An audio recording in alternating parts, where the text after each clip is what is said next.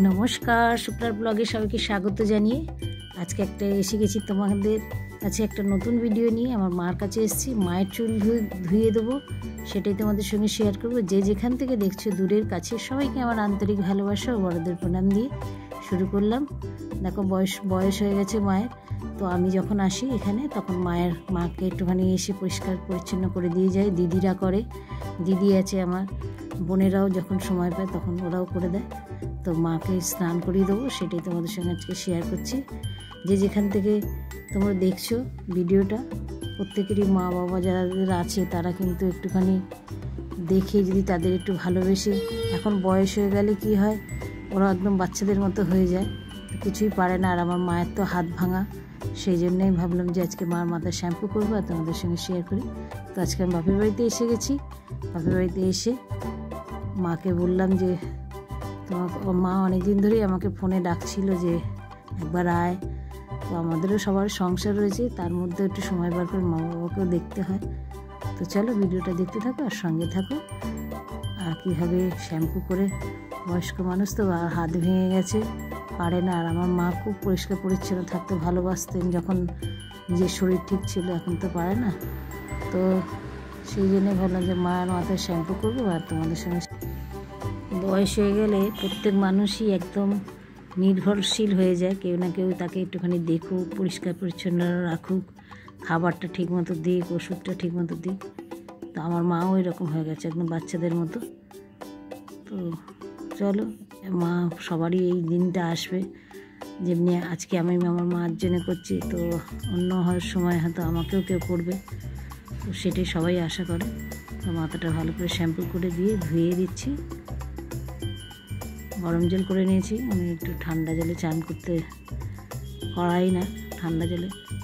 এমনি শরীর ইয়েটিয়ে ঠিক আছে, হাতটার জন্য একদমই হাঁটাচলাও করতে পারে না। বাথরুমে নিয়ে এসে বসিয়ে দিয়েছি, দিয়ে স্নান করে দিচ্ছি। আর যাদের সত্যি কথা বাবা মা নেই তারা তো এই জিনিসগুলো মিস করোই, আর যাদের আছে তারা কিন্তু বাবা মাকে যত্ন করে রেখো। আমি অতটা পারি না, দূরে থাকি, যখন আসি তখনই যাই আর করি। তো সপ্তাহের ভিডিওতে তোমাদের সঙ্গে শেয়ার করি না। তো একটা জিনিস ভাবলাম যে চলো, শ্যাম্পুর ভিডিও তোমরা খুব পছন্দ করছো, তো আজকে আমার মাকে শ্যাম্পু করে দিচ্ছি, সেটাই তোমাদের সঙ্গে তোমাদের কাছে তুলে ধরলাম। এবার হাতটা দুটো একটু সাবান মাখিয়ে দেবো।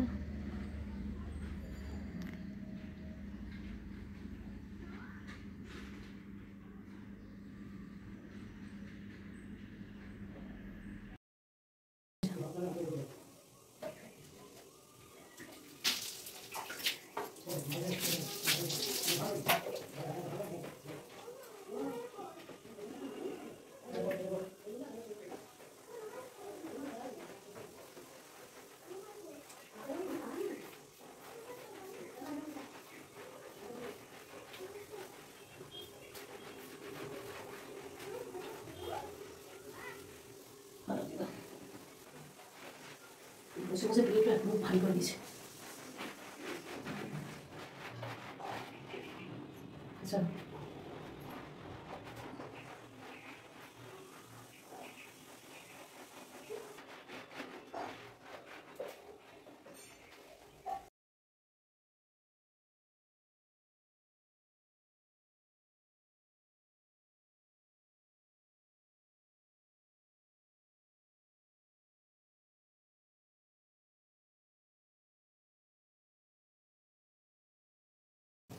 এদিকে বেশি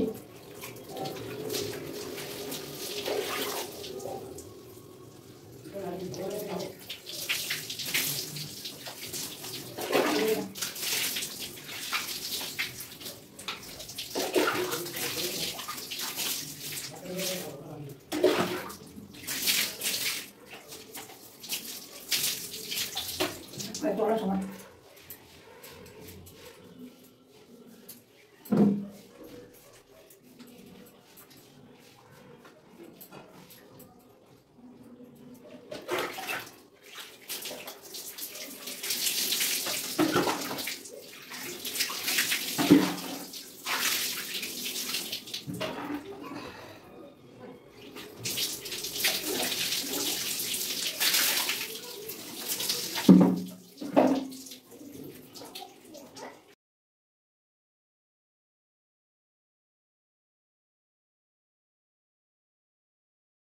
স্নান করিয়ে পুছিয়ে নিয়ে এসেছি, নিয়ে এসে বিছানায় মোটামুটি বড় মাথায় একটু তেল লাগিয়ে দেবো।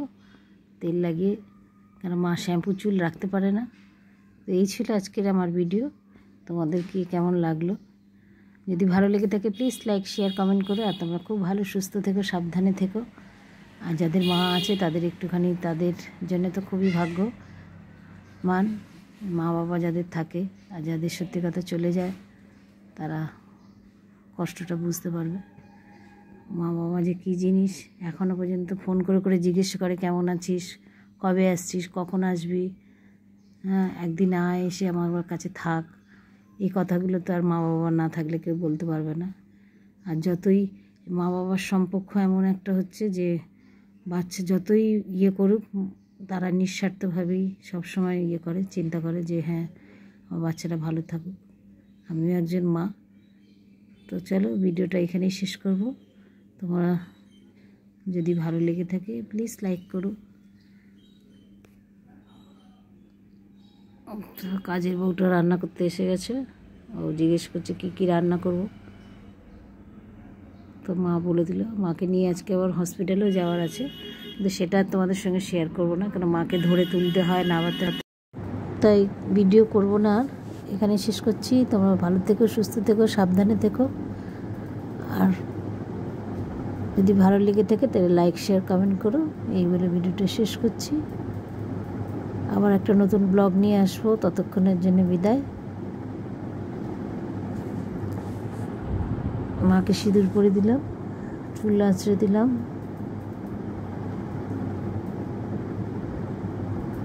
নমস্কার করে নিলাম। চলো ভালো থেকো।